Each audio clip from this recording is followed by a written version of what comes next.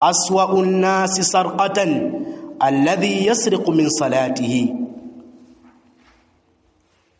kwamba mbaya zaidi katika watu kwa wizi ni yule ambaye anaiba katika swala yake, kama aliyosema Mtume sallallahu alaihi wasallam. Qalu, wakasema masahaba radhiyallahu ta'ala anhum ajma'in, ya Rasulullah, ewe Mtume wa Allah, kaifa yasriqu min salatihi, ni vipi mtu anakuwa ni mwenye kuiba katika sala yake, kwamba mtu anakuwa ni mwizi katika sala yake, inakuwa vipi?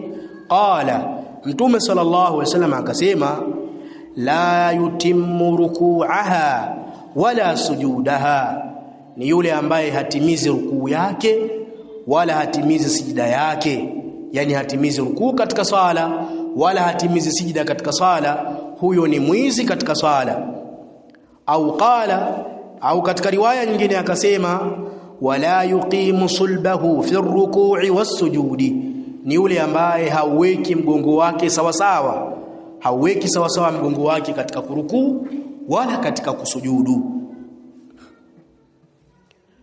Anasema, wa hadha an-naw'u min as-sariqati aswa'u min sariqati al-mali, anasema na hii aina ya wizi hii ni mbaya mno kuliko ule wizi wa mali. Anasema lianna al-mala yataallaqu bihuquqi al-'abdi, kwa sababu mali ina mafungamano na haki za waja. Was-salatu tataallaqu bihuquqi Allah, ama sala inafungamana na haki za Allah. Ndio maana ikawa kuwa ni wizi ambao ni mbaya zaidi kuliko ule wizi wa mali.